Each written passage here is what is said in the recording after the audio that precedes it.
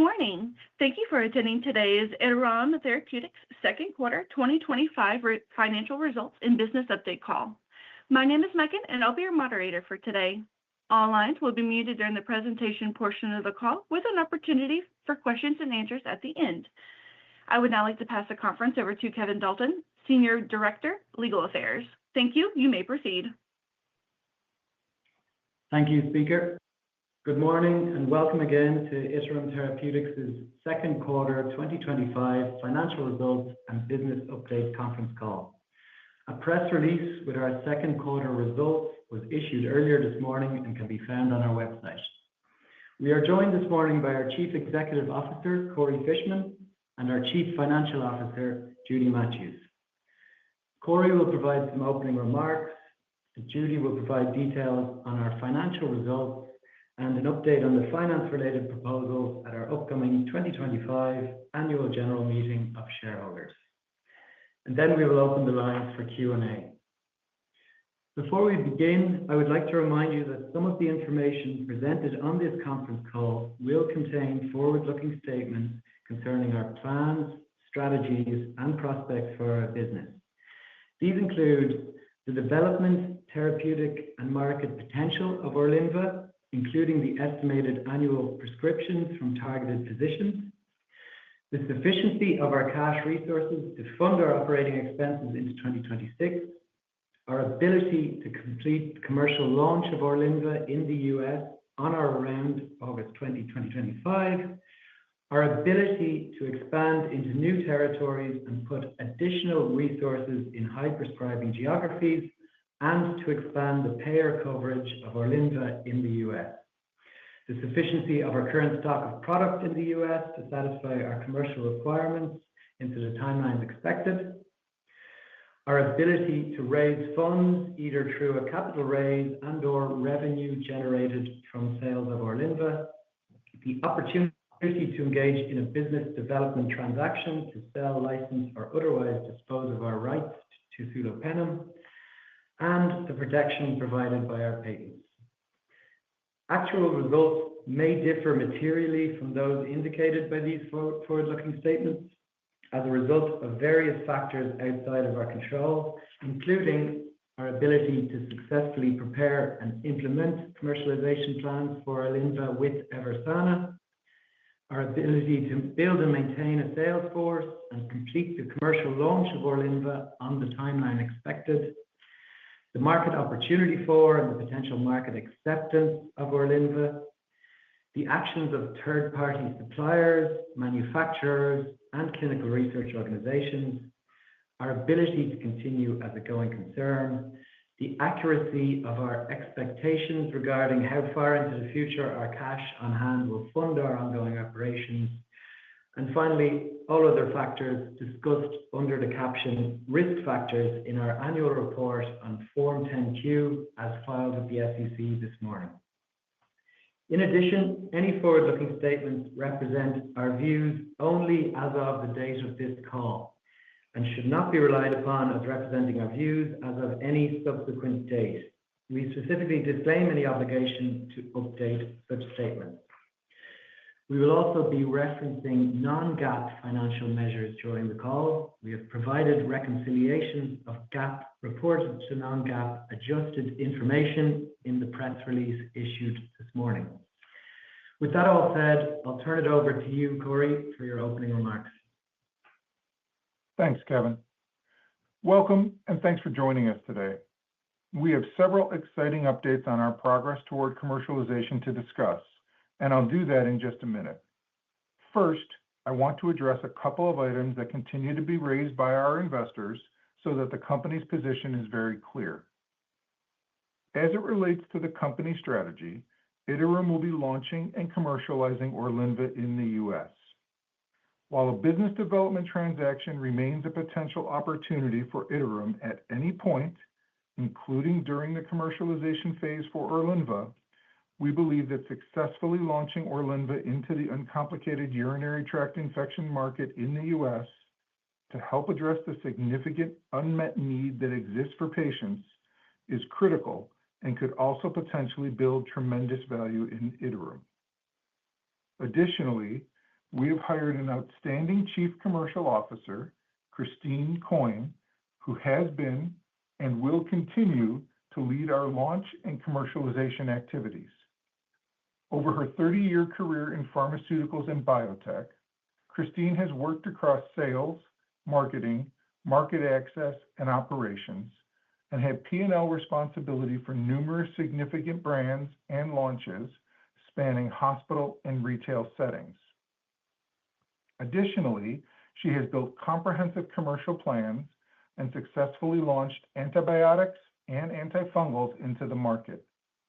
She has been working seamlessly with our Eversana commercial team and has already proven to be a tremendous addition to the Iterum team.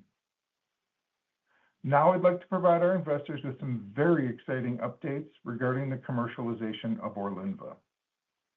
We are very pleased to share with you that we expect to launch Orlinva around August 20th, a bit ahead of our previously announced timeline. Along with our commercialization partner, Eversana, we have been focused on launching as soon as possible in order to get this important product into the hands of physicians and their patients. We believe we will be the first new branded product launched in the uncomplicated urinary tract infection space in over 25 years. The uncomplicated urinary tract infection market in the U.S. has a number of favorable factors that make it quite attractive commercially. The market itself is relatively large and, based on our research, generates approximately 40 million prescriptions annually in the U.S. Of those prescriptions, approximately 2/3, or about 26 million prescriptions, are written for at-risk patients.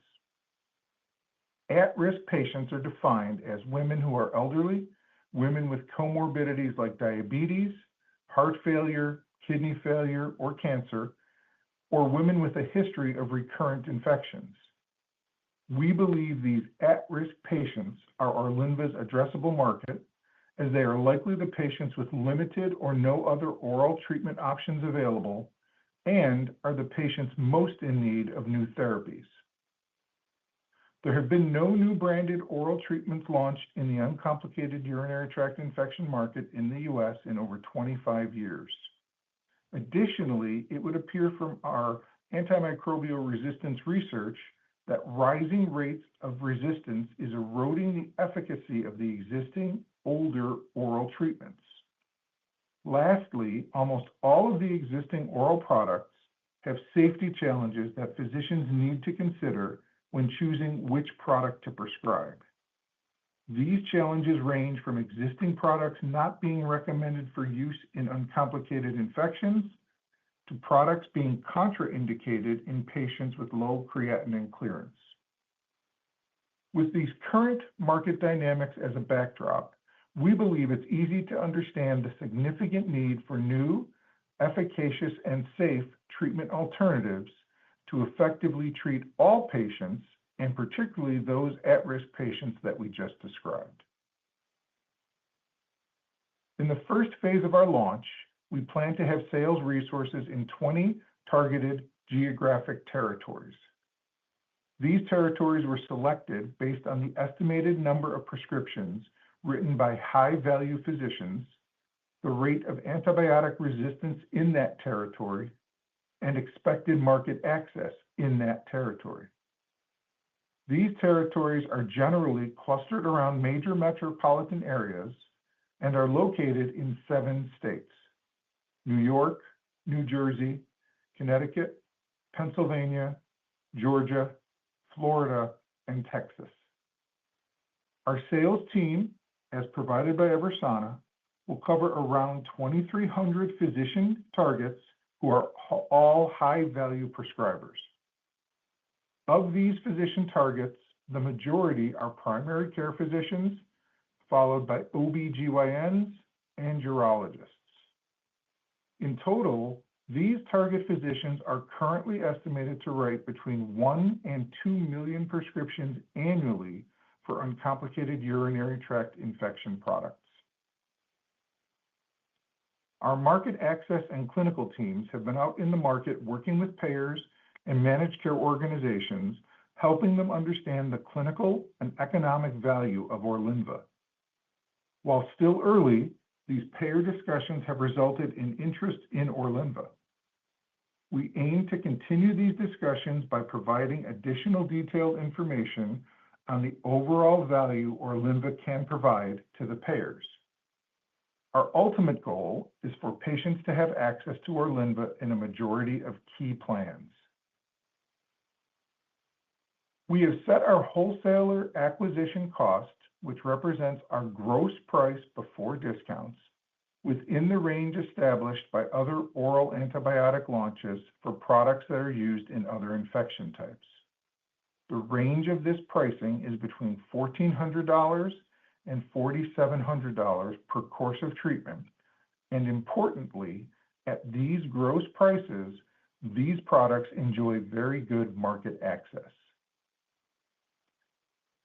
Very importantly, along working on payer coverage of Orlinva and access to the product for patients, Iterum plans to help defray out-of-pocket expenses where possible for appropriate patients. As we progress through the first phase of our launch over the coming months, we will continue to refine and optimize our physician targeting and resourcing in our key geographies. If this initial launch is successful, we will aim to expand our commercial resources in the field in order to increase revenue generation. This expansion could include adding additional high-value geographies, as well as potentially adding more high-value physician targets to our call plans in existing territories. As we think about acute therapies like Orlinva in the treatment of uncomplicated urinary tract infections, speed to therapy, which is the time it takes for a patient to receive Orlinva once a physician has written a prescription, is very important.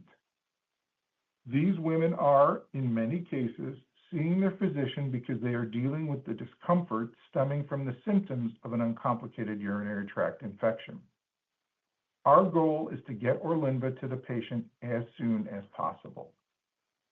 We have selected a specialty pharmacy that should help us optimize speed to therapy by leveraging both their technology that assists in clearing any potential requirements from managed care companies, such as prior authorizations, as well as the specialty pharmacy's delivery capabilities, which include pickup at a local pharmacy, courier services, and overnight shipments. Now I'd like to spend a moment and speak about manufacturing and supply of Orlinva. As you may have seen yesterday, we have executed a commercial supply agreement with our finished product supplier, ACS Dobfar, located in Italy. This agreement also covers supply of sulopenem ethodoxil bulk drug substance. ACS Dobfar is a leading manufacturer of IV penem products globally, and a number of years ago, we commissioned the construction of a separate tableting suite at one of their facilities to provide Orlinva. We have had a long and extremely productive partnership with ACS Dobfar over the last decade and look forward to continuing that relationship well into the future. The execution of this supply agreement is an essential element of our commercialization strategy, as we now have a world-class FDA-approved manufacturer contracted to make our active pharmaceutical ingredient and our commercial product on an ongoing basis, subject to the terms of the agreement.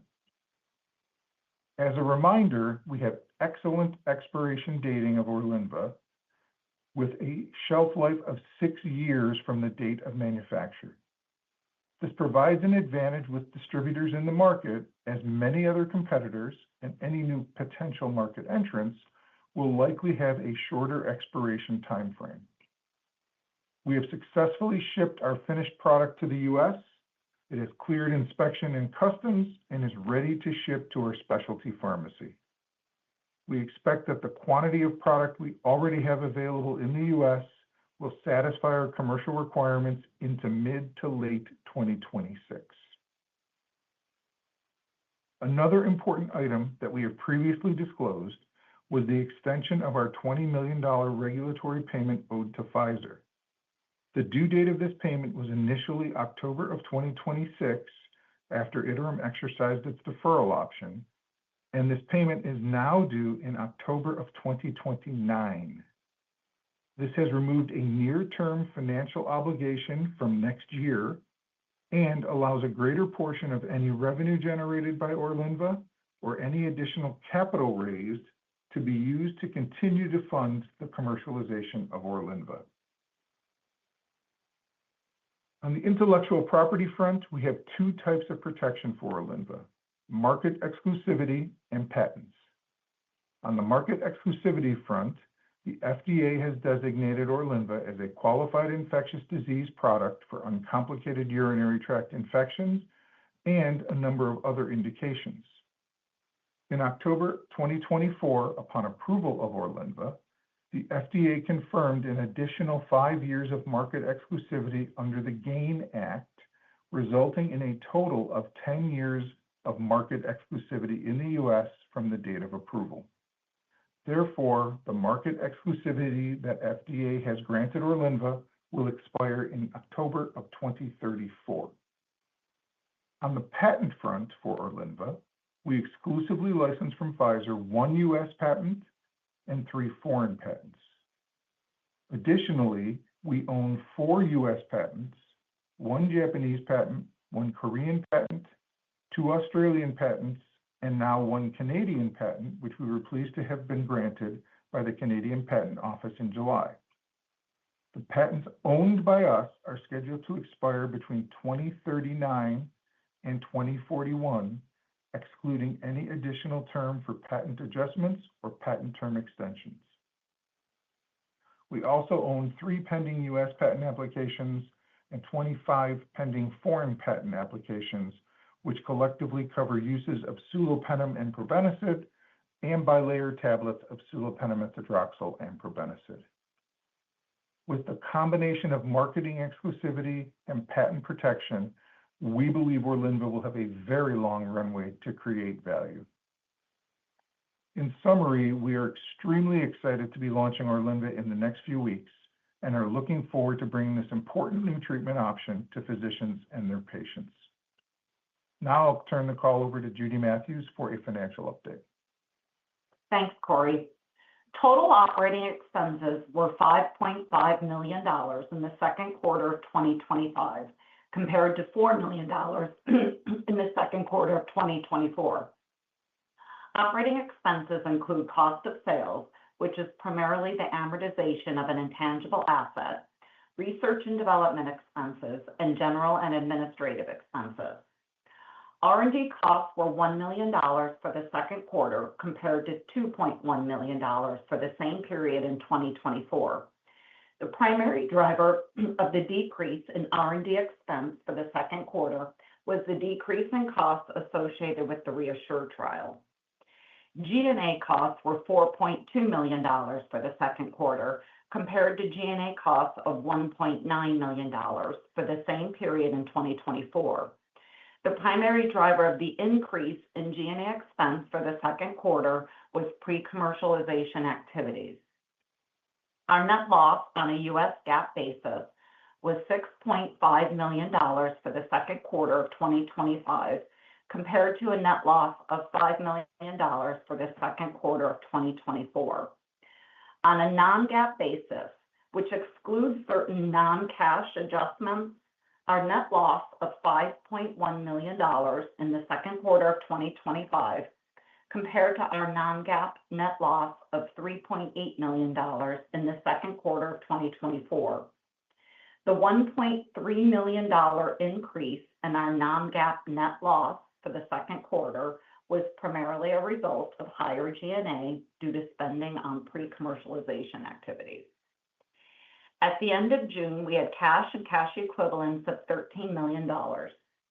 Based on our current operating plan, which includes our expected commercial launch later this month, we expect that our cash and cash equivalents, together with $2.2 million of net proceeds raised under our at-the-market offering program from July 1st through August 1st, 2025, will be sufficient to fund our operations into 2026.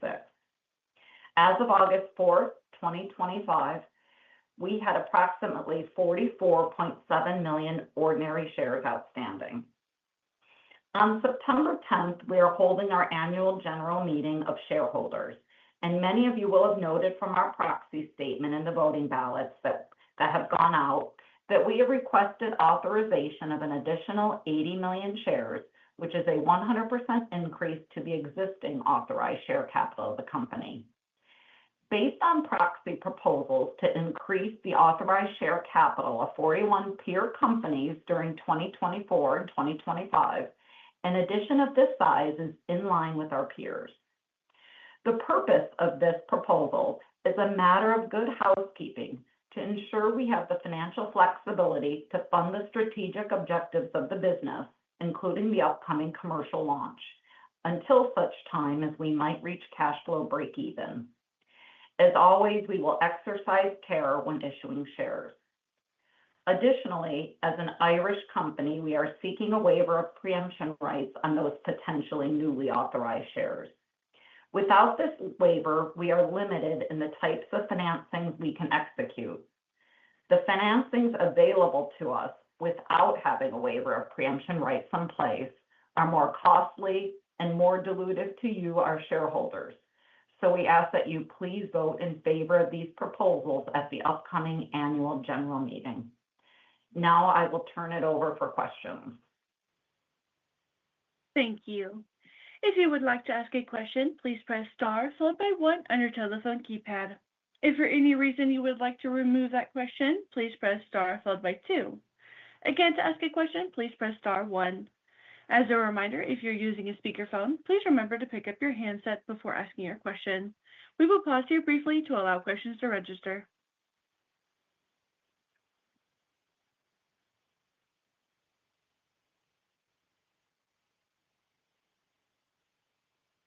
There are no questions registered at this moment, so as a reminder, it is star 1.